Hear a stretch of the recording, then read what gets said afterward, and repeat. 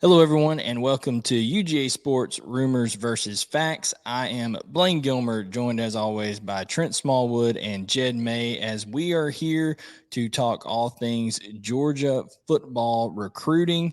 There's no easy kind of way to go into a broadcast about Georgia football and especially Georgia football recruiting with the tragedy that occurred this weekend.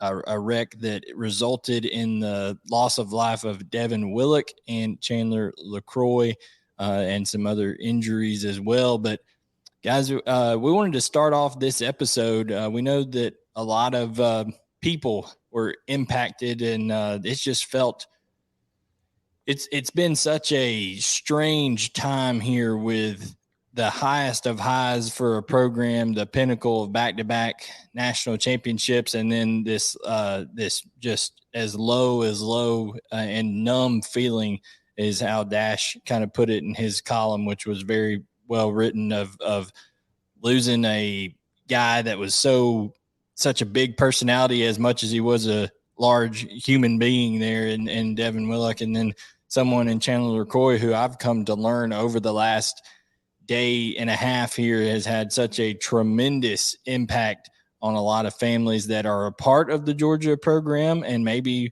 are soon to be a part of the Georgia program. Jed, Trent, I'll just kind of open it up to you guys. We want to start the first part of this episode just remembering these two individuals, and then we'll get on as best as we can to the business at hand that is Georgia recruiting. But guys, any thoughts on this weekend and kind of what's transpired? Yeah, when you talk about Devin, I think he only met with the media, once or twice. I remember being there in March, and Dane posted this video on our YouTube channel yesterday.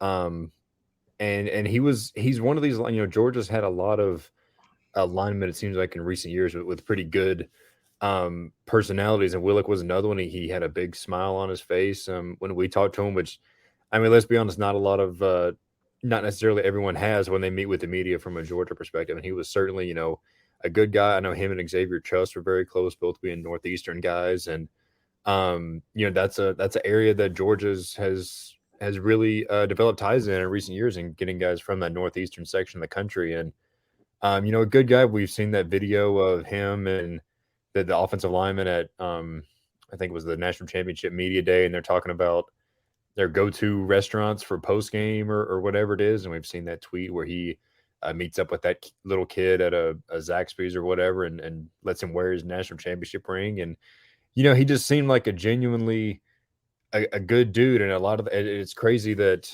that tweet came out just hours before his passing, because that's a window that we don't always get into the lives of these guys, because the Georgia football program can be so insulated, and it's hard to really get a glimpse into who these guys really are sometimes. So it's a very I'm glad that tweet came out, so we can get a glimpse glimpse into who Devin Willock was, because it seems like he was a genuine guy who was loved by lots and lots of people inside the program and outside as well. Yeah, Trent, any thoughts on Willock? And we're going to talk, of course, about Chandler LeCroy. I've got some thoughts on her and what I've learned about her specifically. But any thoughts on either one of the two young people that lives ended too soon this weekend? Yeah, Devin was he was, he loved the University of Georgia. He did everything he could to come to the University of Georgia. He had the leg injury when he came in.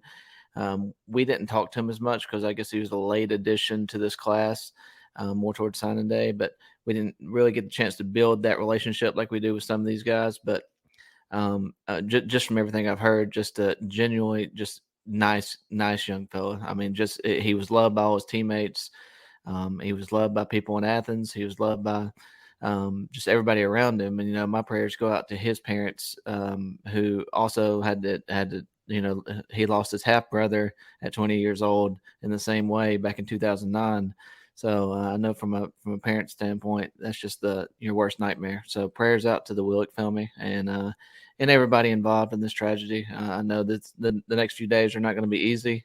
Next few months are not going to be easy, but all we can do is give our support and love to these kids, because away from the football field, this is much stronger than what's on the football field and what Georgia just won. So, yeah, and you mentioned Devin Willock's recruitment, and it was kind of right there when Matt Luke came on board, in that first week or so, right after Sam Pittman leaves and goes to Arkansas, and maybe a guy or two defects from that Georgia class. Well, Matt Luke goes out and identifies Devin Willock as a guy that he wants in that Georgia program. And I was at another outlet at the time, but I did get to have just a couple of interactions with Devin, and just so gracious, with his time. And as you mentioned, Jed, a lot of the people in this sport that you talk to aren't necessarily thrilled to be having the conversations and stuff like that. But you could tell that Devin, when I talked to him, he was genuine, that he was present. He was in the moment. He wasn't off like looking at other stuff or anything like that. I mean, he was there. He was listening to you and interacting. So, just can't imagine what his family's going through, and thoughts and prayers to the Willett family. And then as far as Chandler LeCroy goes, like I said, I didn't know a ton about Chandler LeCroy until started getting some interaction with some recruits this weekend, and I just asked them, hey, I know that you've probably heard about the tragedy. I want your thoughts on it. And the responses, and I won't go into detail except for one name, which I will, but most of the families and players, I won't go into detail with who they are, but just out of respect for what they're going through and the situation. But just quotes like she was just a good soul, and that she was always helpful and always kind, and that she had great energy. All those kind of things were being said about her. And full disclosure, tonight we were supposed to have Dylan Raiola, the number one recruit in the country in the class of 2024, on this show tonight to talk about his recruitment and his relationship with the Georgia Bulldogs. But he asked, he got in touch with me today and asked, hey, can I postpone this? He said, and the quote from the Raiola family was that Chandler LeCroy, they were as close to her as they were to any person in the Georgia program. Handwritten, letters that they were going through from Chandler, talking about, they were recalling interactions they'd had with her even recently.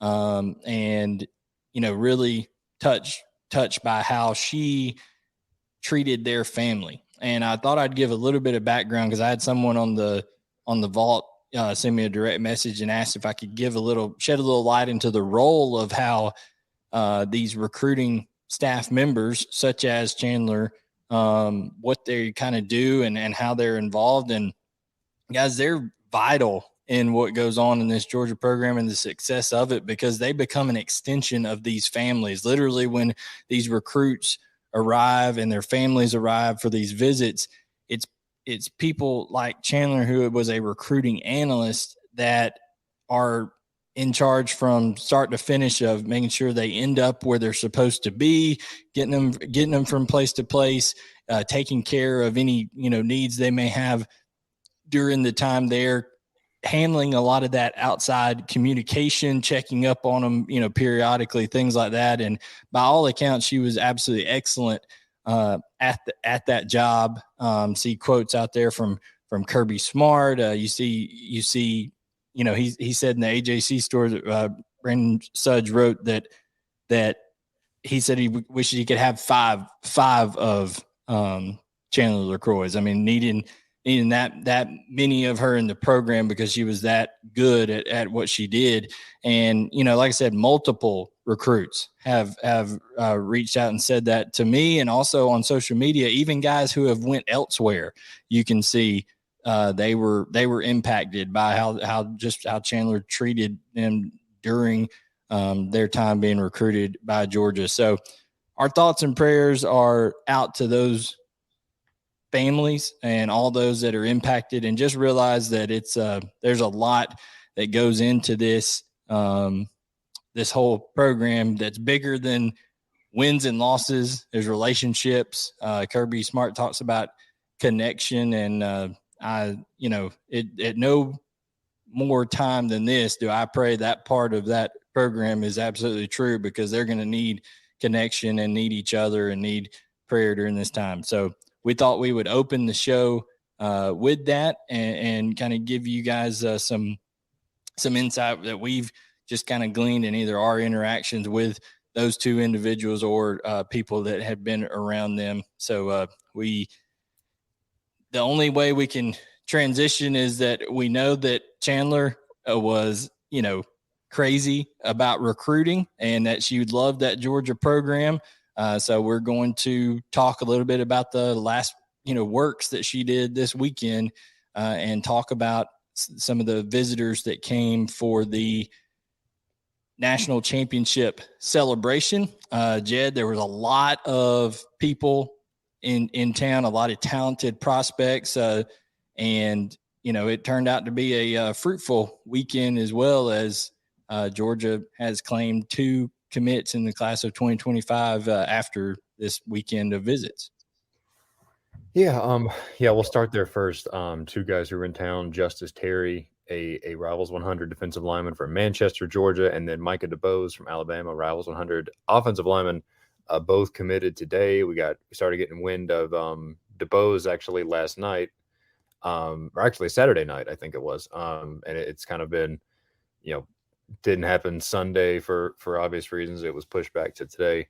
And Justus Terry is a guy who he kind of came a little out of nowhere in terms of committing a day, but Georgia's been a program at the forefront of that recruitment for a while. And I was thinking about it today, because we know when Jaden Perlotti committed, and everyone's like, "Oh, that class is so far off," and this and this. That's the next class up now, and it's starting to get a little more real in terms of building that class from a Georgia perspective. And they're starting to build it from the inside out. You get 2 Rivals 100 guys in the trenches locked up, and then you've got an inside outside linebacker hybrid type in Jaden Perlotti, and then a running back in Jabri Coleman. So recruiting never stops, as Chandler LeCroy knew well, and even as this 24 class is continuing to be built, and there were plenty of those guys in town over the weekend as well. The sights are already set on that 25 class, and they added, kind of a stud on both sides of the ball within about probably 2 hours of each other today. Absolutely. Trent, your thoughts on the 2 commits, Justus Terry and Micah Debose in the class of 2025. And oddly enough, now Georgia has won back-to-back national championships. They have the number 1 recruiting class in the class of 2024 and the number 1 recruiting class in the class of 2025 as we speak. Yeah, I mean, those are 2 top 100 guys, or I think they're both top 100. You got Micah Debose. So, you're going into Alabama, and I know Alabama hasn't offered, but he did camp at Alabama and Georgia. Apparently saw something they liked with this whole thing, and with his game, and he started at left tackle as a freshman, and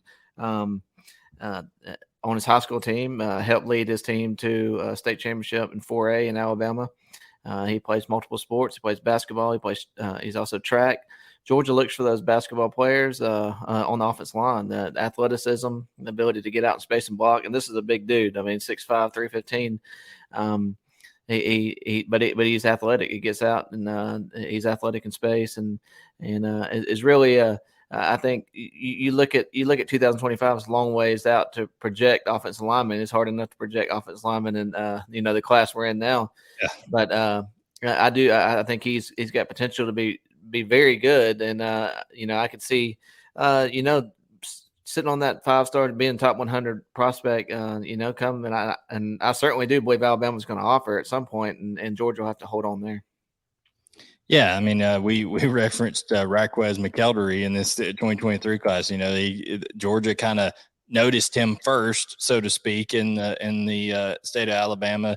Alabama comes in and ends up, winning over that recruitment there. So Georgia, obviously, it's great to get these guys committed early. Georgia has 4 commits in the class of 2025. You see most colleges out there, especially in the rankings right now, they only have 1 out there. So Georgia's kind of jumped ahead in that number. But when it comes down to it, now it's the process of continually recruiting and staying in communication, all that kind of stuff, and sending the flyers and the mailers and all that kind of stuff. And just reiterating what we were talking about earlier, that's exactly what people like Chandler LeCroy in that program did. So, it's going to be a big operation going forward to try to continue to make sure that these two commitments end up in the class of 2025. Now, kind of going back to some of the visitors, I had the chance, and we'll have a piece out on it tomorrow. Just kind of got delayed with a lot of the stuff that we've had here in the last day or so, but got a piece coming out tomorrow on Ryan Puglisi, who is the class of 2024 quarterback commit, and to the University of Georgia. He was there this weekend, and guys, he just reiterated how much he loves Athens, and he loves it more and more every time he comes. Said that he was recruiting specifically guys like Daniel Calhoun in the class of 2024, Ellis Robinson, Sammy Brown. So these guys are major Georgia targets, and here you have Jed, the signal caller of the future potentially in the 2024 class, Ryan Puglisi, doing his part to recruit those guys to Athens. Yeah, and it seems, as soon as Dylan Raiola decommitted from Ohio State, which I guess was probably about a month or so ago, everyone the automatic assumption is, okay, if Georgia gets him, Puglisi's gone. And Blaine, when you talked to him, he reiterated, like, no, that's not the case. I want to come in. I want to compete. Basically told you that wouldn't really change anything whether Georgia gets him or not. And does Puglisi come in and beat out Raiola? Does Raiola beat out Puglisi? I don't know. That's still a long way off. But when you're looking for mindsets and character and all that kind of stuff, that's the kind of mindset you want in any player, especially a quarterback, is to come in and prove you're the best. And obviously, and I saw someone on the board mention this earlier. I mean, if they both come in, what better place to learn for a year and then maybe even go into the transfer portal after learning at a championship level program than Georgia. So there's still a lot we don't know, but the fact that he's saying, hey, I want to be at Georgia no matter what, I would love, if not talent aside, I would love that kind of mindset if I'm Kirby Smart and Todd Monken. Yeah, the direct quote was, if something happens, he meant something, meaning if Dylan Raiola commits, that doesn't change my decision. He says, I want to come in and compete. That was a direct quote, Trent. And I think to Jed's point, Trent, the transfer portal and also the level that Georgia is recruiting at defensively even makes that more of a realization, because like Jed said, you're going to be competing, and regardless, starter, non-starter, however it ends up going for either one of those two, if Raiola were to come to Georgia, they're going against the best defense every day in practice in the country. So I think that makes it more of a realistic possibility should that happen. Yeah, and the other possibility is you're looking ahead, and you just say Carson Beck wins the job, and one of the others decides to transfer out, and then Carson Beck elects to go pro after this next year. You're looking at Gunnar Stockton because Georgia didn't take one this past class, so you're going to need to. And just depth wise, you have two freshmen coming in, and then Gunnar Stockton competing for the job the following year. So I think Georgia needs a depth, and then going against that defense every day, it's definitely will improve you. I mean, it's improved Gunnar Stockton a lot this year with the scout team going against that first team defense. The week of, and I know that he's performed well in bowl practices and really flourished because he's working against that defense. And you noticed in the TCU game, it doesn't matter if it's the ones, the twos, the threes. Georgia's elite on defense, and they get depth on defense. And whichever squad you're going up against is an elite bunch of guys. So, the competition is a good thing, and going against Georgia's defense, you can't beat going against the number one team, number one defense in the country.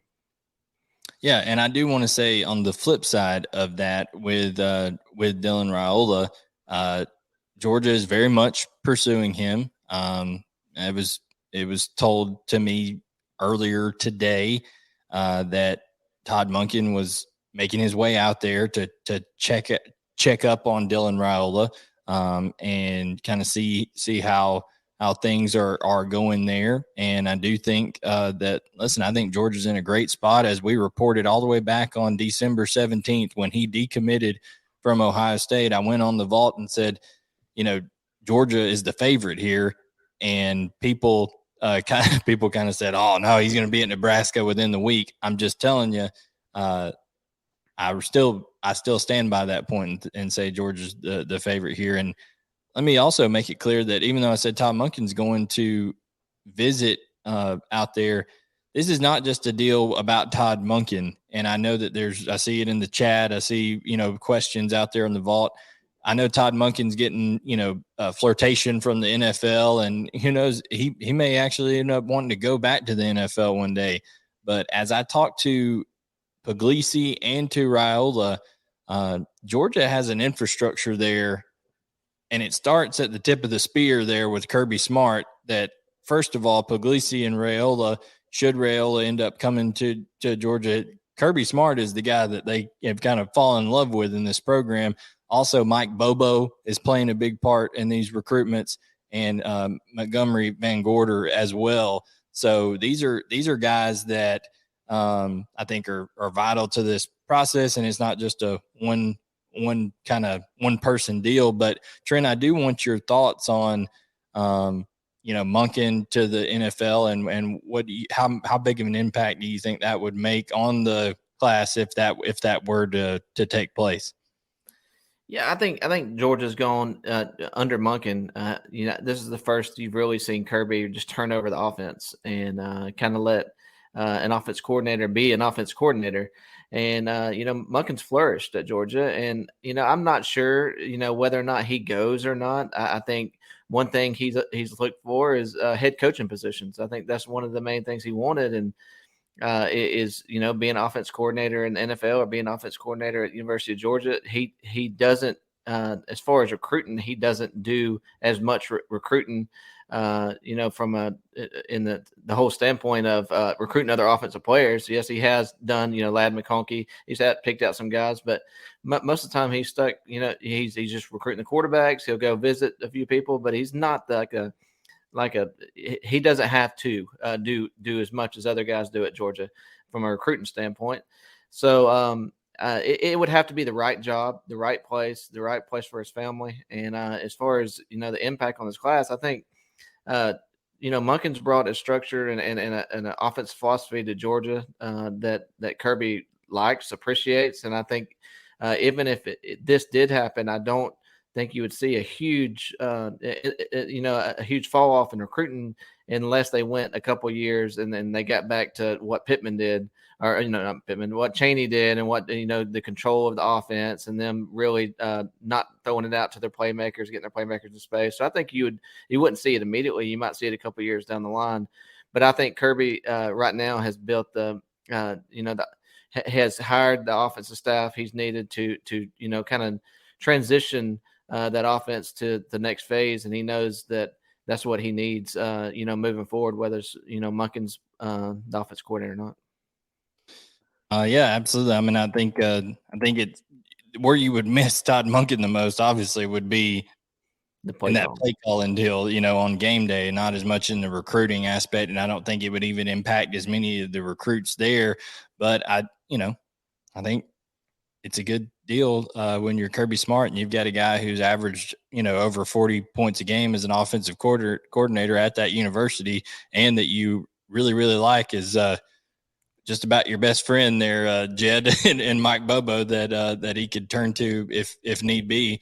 Because people forget, during those years, it wasn't that Georgia wasn't scoring points under Bobo, even though, there's all the, the Bobo jokes out there that go along with everything. But Georgia was scoring points back in those days. Imagine the old boys club takes that would get fired off if Glenn Schumann goes to Alabama and Todd Monken goes to the NFL, and it's Kirby Smart, Will Muschamp, and Mike Bobo running the show. Just the talking heads would explode.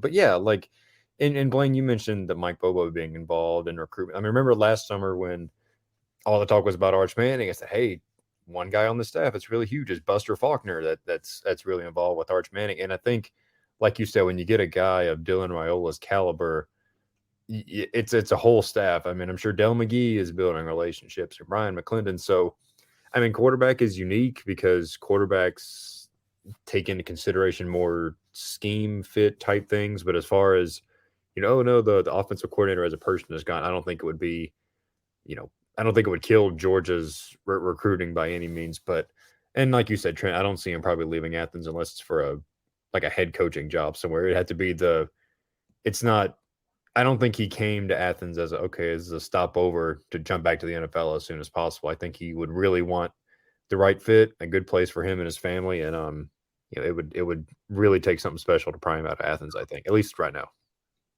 Excuse me. Got strangled on some coffee there. All right, so when it comes down to it, we got to circle back around to kind of what Puglisi said with some of those targets there. Jed, we're talking about other other big targets that were there besides the Dylan Raiola deal that we were talking. Obviously, he wasn't there, but that came up as part of the Puglisi conversation. But Sammy Brown, Ellis Robinson, and Daniel Calhoun were the three names he mentioned. I know I talked to Sammy Brown, and not only does he just – Sammy is about as polished and about as well-versed and used to these interviews. So he says a lot of the same stuff over and over again about how amazing his time was and all that kind of stuff. But I do know this, if Glenn Schumann is texting you immediately after Georgia wins, who knows, with as bad as of a beatdown that was, he could have been texting him in the third quarter. But if Glenn Schumann is texting you like he was Sammy Brown right after that national championship victory, you're probably a high priority guy. Yeah, and when you look at what the Hall of Georgia brought in this year, and they've got the Marcus Riddick already committed in that 24 class, Sammy Brown would be I mean, you talk about adding athleticism to that inside linebacker room, that would be Brown and Riddick would be those two guys. So, and then Ellis Robinson, he's a guy, you mentioned Puglisi recruiting him. Ellis Robinson currently at IMG Academy, but originally hails from the Northeast of Pennsylvania, New York area. So, talk to him. He's like you said, Blaine, he's a very polished in what he says with the media, but he slips in that it always felt like home as usual. So Georgia sits in a great spot with him. Daniel Calhoun, Georgia's a favorite. Edric Houston, I spoke with yesterday, and he was very complimentary. He said he was rolling through the parade route and he's looking at all the people and said, man, like this could be me one day. And I think that's kind of the message, because I think last year, if I remember right, the recruits were on the buses like with players almost, and this year I noticed at being at the parade, the recruits went through first. And I think the idea was, okay, we're gonna give you guys just enough of a taste to be like, I really want to be, I want to be here for the real thing. I want to be the ones on the buses 20 minutes behind that people are cheering for. So, and Edric Houston, Ellis Robinson, and just it's another. And then we'll see guys that come out of this. I mean, last year I remember the parade was really when we saw Jamal Jarrett pop on the radar for the first time. So in the wake of this, we might see more and more guys kind of pop up as targets at certain key positions, maybe even defensive line.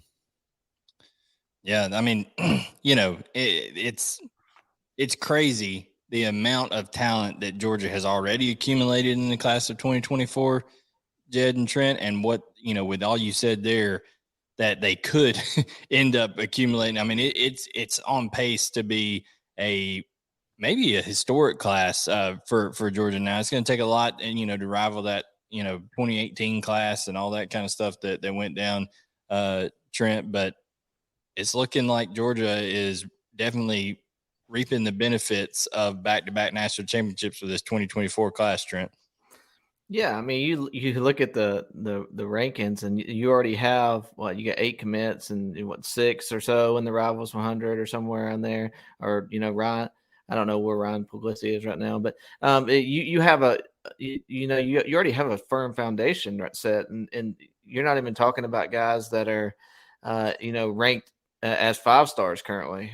You got your Dylan Raiola, you got Simmons, who's number 3 player in the country, Colin Simmons. I mean, you got guys that are, and Colin Simmons was on campus all the way till last night. So you got guys that you could land to go a long ways and kind of cement as this the best class in Kirby Smart's history, and that's including the class with where he had Adam Anderson and Nolan Smith and the 2019 class. Yeah, that whole group of 5-star linebackers that he brought in, and I mean he's had you look back, he's had some great classes, but this is setting up to be one of his best all time. We'll see where it goes and see where things go with guys like Colin Simmons and Dylan Raiola, and but I think you're going to see those guys near or at least in the top 10 or so, and throughout this whole rankings process, and landing 2 or 3 guys in that top 10 goes a long ways, and kind of cementing that top 10 or top class in the country. All right, let's get to questions from the vault, kind of surrounding that topic. Medical Dog wants to know, what recruiting class do you think had the greatest impact in us, Georgia, winning back-to-back titles? And that's from the 2017 class to the 2021 class. I've got my thoughts on it. Remember, this is winning back-to-back titles, so there's kind of 2 ways to look at this. Trent, which one? We'll start with Trent, then we'll go to Jed, and I'll finish. Which class do you guys think had the most impact on Georgia winning back-to-back titles? I think we'll start in the 1999 class where Stetson Bennett came out. And I thought you were going a Kirby Smart angle there, like saying, well, he went to Georgia, something like that, but you had to go with Stetson being 47 years old. I got you.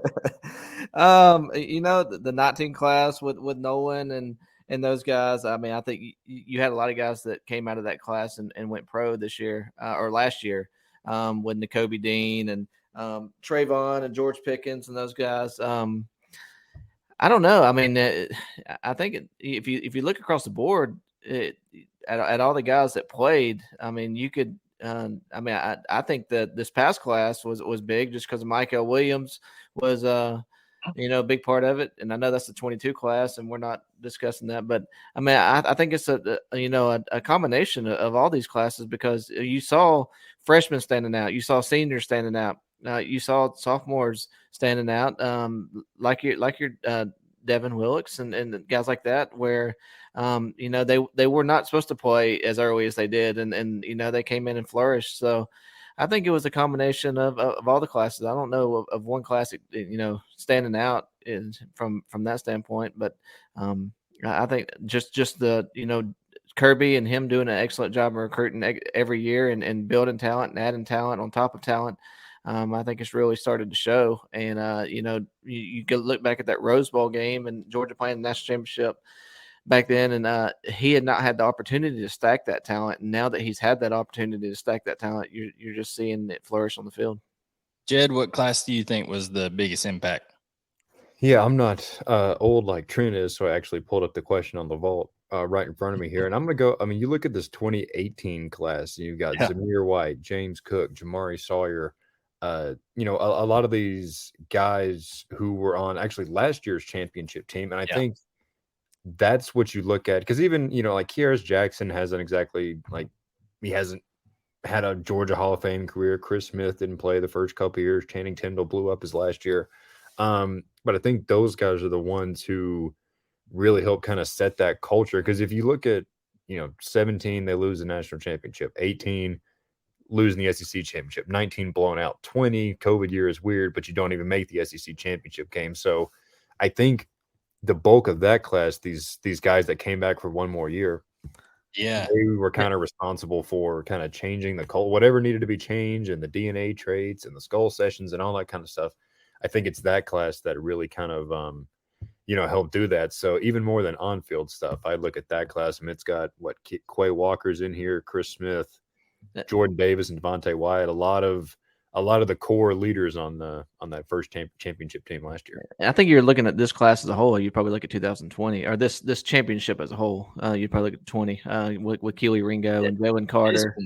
This one for sure. One for sure. But in terms of the question going back to back, I think in order to accomplish that, you got to win the first one, right? So I'm going to go with what Jed said on the 2018 class, because I mean, you're looking at guys like Davis and Wyatt and Sawyer and Zeus, and because Zeus and Cook both came back, a la a la, Nick Chubb and Sony Michel and their run in 20, they kind of came back for that extra year. So I think that is, I think that's kind of what I'd go with there. Okay, fun question there from Medical Dog. Now let's go to Darth Janus. He says, "What is Georgia's contact with Jeremiah Smith looking like?"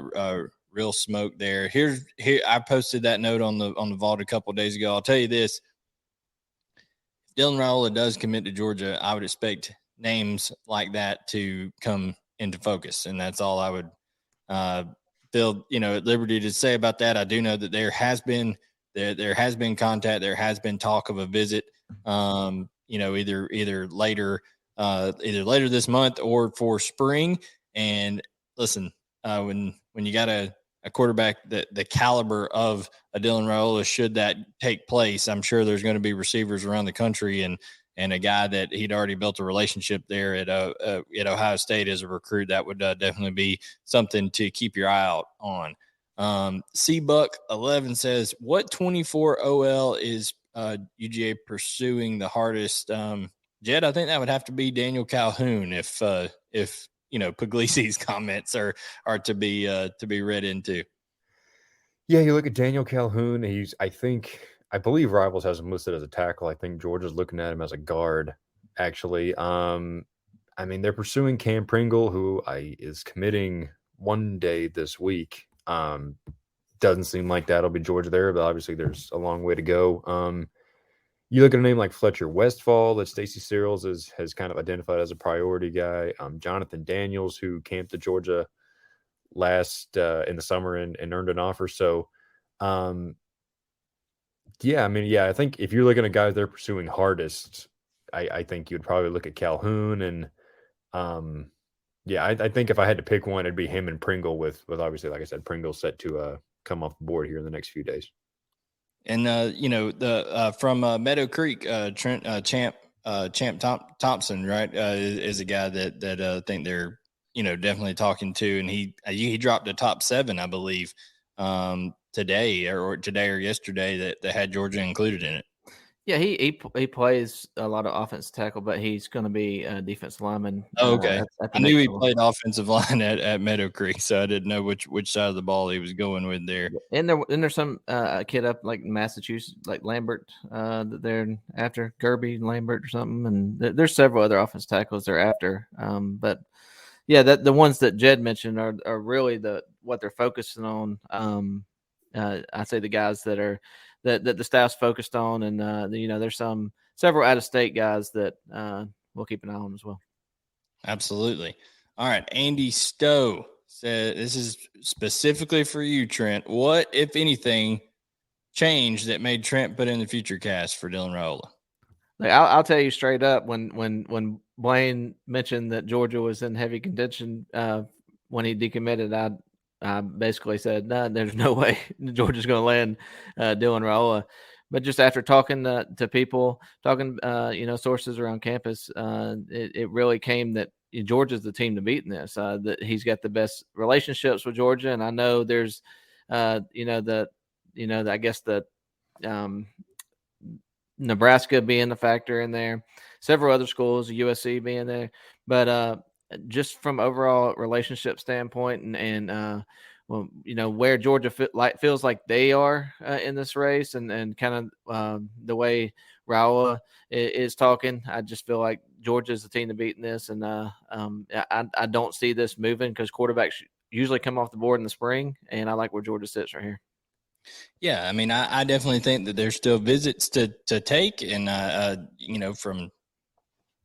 just be frank, from talking with Dylan and talking to those close to him, that just feel like that there's a lot that they really, really like and enjoy about the University of Georgia. And I've felt that way for a while. Honestly, I felt that way before he committed to Ohio State. It was kind of there was kind of some circumstances that led to that going down, but Georgia was really at one point looked to be the team to beat there before the Ohio State thing happened in a quick moment, and that relationship has been reestablished. I do know one thing that is key in this recruitment is I think that you can point to how Kirby Smart goes about when he loses out on a recruit, maybe even initially.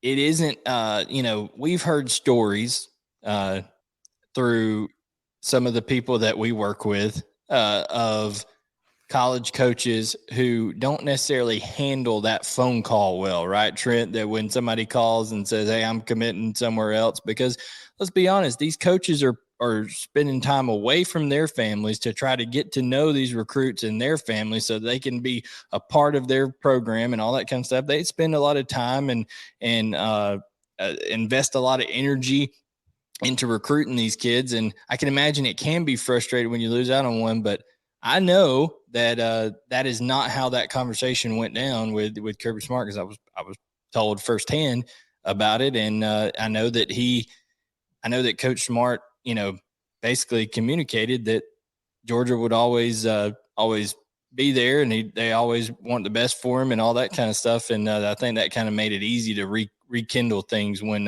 he did come back available. Yeah, and I think Kirby is you do this for two reasons, because you got the opportunity for him to come back on the board and Georgia still be right there in the mix and not burn any bridges, but also the transfer portal.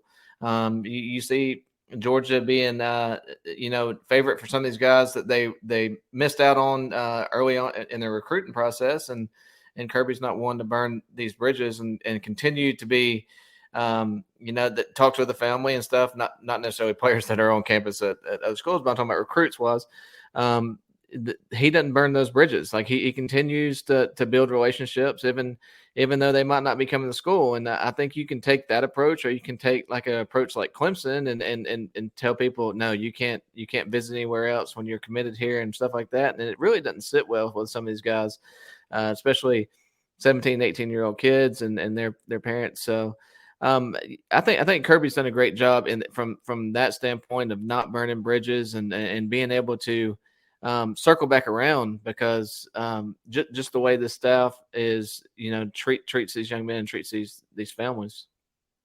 Yeah, we got a couple comments here on YouTube. Andy Stowe says, "Didn't I'll get a wrestling reference next week? It didn't feel right with that." Well, I'll give you one, Andy. I posted a tweet going into the national championship game, just thinking, what does this mean if Georgia wins back-to-back national championships? And it was a reference to what, the great Ric Flair said. He said about the Horsemen back in the day. He said, you don't have to like it, but learn to love it, because it's the best thing going today. Okay. And that is what Georgia football has become under Kirby Smart. Truly remarkable. King of the hill right now in terms of on the field. And then if you look at the 24 and 25 classes, we've talked about getting there as well. I'm wondering if this Austin Wilson that is in here in the chat is the Austin Wilson I played football with at North Hall. If you are, put it in the chat there, Austin. Glad that you're on here with us. So appreciate that. And then the DGD podcast has considered Georgia didn't get a 2023 quarterback. You get Dylan and Pug. Yeah, definitely, like Trent said, want to go after both and hold on the 2025 and go all hands on deck for Juju. Listen, I don't think Georgia's ever going to just hold on a class. Okay, they're going after Antoine Hill. They're going after Ryan Montgomery. Okay, in that 2025 class. So, and the thing about it is, guys, none of these high-profile quarterbacks are scared of anybody else. I'm just telling you, they're not. Ryan Montgomery was on here with us. He said, I don't care who's committed to Georgia, or I don't care who's committed to Ohio State, or I don't care who's committed to Michigan. He feels like he can compete at any of those schools. And same thing with Antoine Hill when we talk with him, and Puglisi and Raiola. So, Jed, I just think there's great confidence in these guys because of how they're being developed at the high school level now. Yeah, and high school level, 7-on-7. I mean, a lot of these guys, they get the private quarterback coaches that work with them since they're 7, 8 years old. So, and listen, that can change when, like, everyone says that, and then if you get to campus, you can hit the transfer portal, and you can't really begrudge a kid for doing that, especially a quarterback. But every guy thinks they're the guy. And when we had Ryan Puglisi on here, not long after he committed, he seemed like a guy who Not to say he's full of himself, because that's not an accurate characterization, but he seemed very sure of himself and his abilities, and he thinks he's the best guy. And Georgia has told him, like, look, we want you over some of the other guys that we're looking at in this class. We've seen you throw. We want you. That doesn't mean you don't pursue a guy like Dylan Raiola when he comes available, but all these, like you said, all these guys think they're the best, and they get on campus, and the chips fall where they may. But at least initially, all these guys want to come in and prove that they're the guy to lead this program or any program, to another championship.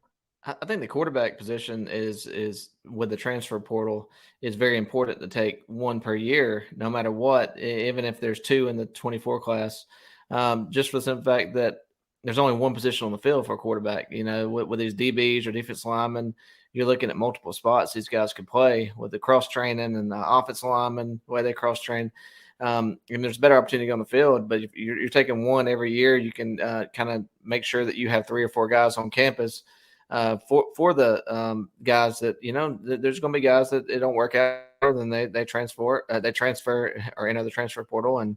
But I think quarterback is the position that you have to recruit yearly and have to have a guy on campus yearly, just simply for the transfer portal.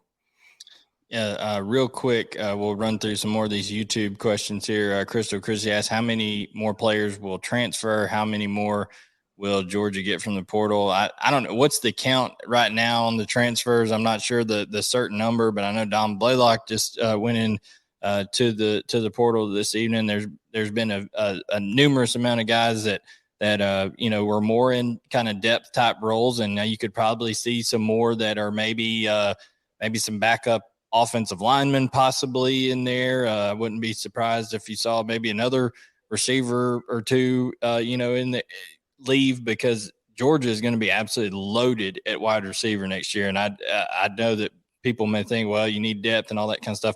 Georgia's going to address that. But I think the one more piece, and now Georgia added Smoke Bowie from the portal, Trent. I think that's, Kirby very familiar there with the Bainbridge background and all that kind of stuff.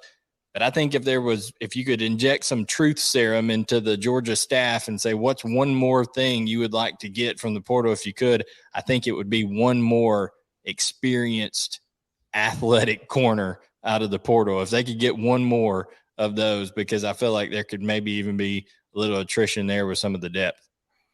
Yeah, I mean, you got Keely Ringo leaving for the NFL. You got probably Dalen Everett or Nyland Green, one of those two guys. And Dalen Everett played a lot more than Nyland, maybe due to Nyland having a few injuries during the beginning of the season. That's really all you got with those two, and Kamari Lassiter coming back. I know Javon Bullard's back, but he's more of the star. I don't see him moving out to corner. So you really only have 3 guys that are have had game reps, and you brought in that class last year, you brought in this class this past year, and I mean, you have guys on campus, but experience plays a big factor in this defense. So it would not surprise me, especially with Kirby and Muschamp being defensive back guys, to see Georgia, if one comes available, to kind of hit on a cornerback in the portal. But I think Georgia does like where they're at corner with Dalen Everett, kind of coming on this year as a true freshman, playing a lot of snaps. But you can never, having a guy who has game experience, who's been there and done that is important as well. So it would not surprise me, whichever way that goes. But we'll see what happens. Real quick, we'll go around and everybody just throw a number out here. John Hicks says, what's your confidence percentage as of today of Deuce committing to Georgia? Deuce Robinson, tight end from Arizona. Go ahead, dude. What? 78. 78. Trent. 78.2. And I'm gonna say 90. I think Georgia is I think Georgia's in a great spot. I really do. The only thing that kicks me back a little bit is the baseball aspect of it, because I know Texas is on them hard from baseball, and I know they have an elite baseball program. But I do like where Georgia sits because of the relationships and what he told me in Orlando and the baseball side of it. He said that he really appreciated that he was offered by Georgia first in baseball and not football. And I think that's played a huge role in, his relationship with the Georgia baseball staff. And so, yeah, I like where Georgia sits for sure. USC's got the relationship standpoint, but not as much. He's more familiar with the recruits and players because he is from the West Coast. But I do like where Georgia sits. I think Alabama is more behind those three schools, but I think Georgia and Texas would be probably the top two in my eyes, and Georgia's got a big lead. Yep. And guys, we've covered a lot of ground in this episode. We appreciate all of you tuning in. Make sure that you hit the like button and subscribe. It's absolutely free. It helps us out. I do want to, I didn't do it earlier. You've seen scrolling at the bottom. I want to thank Turner Wood and Smith Insurance, Auto Owners Insurance, and cooperation with each other for sponsoring the show and helping us out. 100 years, both of them have been here. And I do have an announcement, guys. On Wednesday is the debut episode of Georgia Players Section. I'll be on here with former Georgia Bulldogs, Tavares King and Noshawn Marino. It's going to be a weekly show that's on here. So if you don't subscribe, you need to subscribe for that. And here's the promo. January 18th at 8:30, our first guest is going to be Todd Gurley. So we'll have the former Georgia running back Todd Gurley on here Wednesday night, 8:30. So make sure to tune in to Georgia Players Section with Tavares and Noshawn on UGASports.com here on the YouTube channel. It'll be every Wednesday night at 8:30. We'll be coming to you, and they'll be sharing a player's perspective of all the going-ons at Georgia and things around the SEC. So we appreciate you guys tuning in, and we'll be having more coverage of Georgia football recruiting as we go forward each and every day. So make sure you're over on the vault checking things out. And guys, for Trent Smallwood and Jed May, I am Blaine Gilmer. We'll catch you next time on UGA Sports Rumors versus Facts.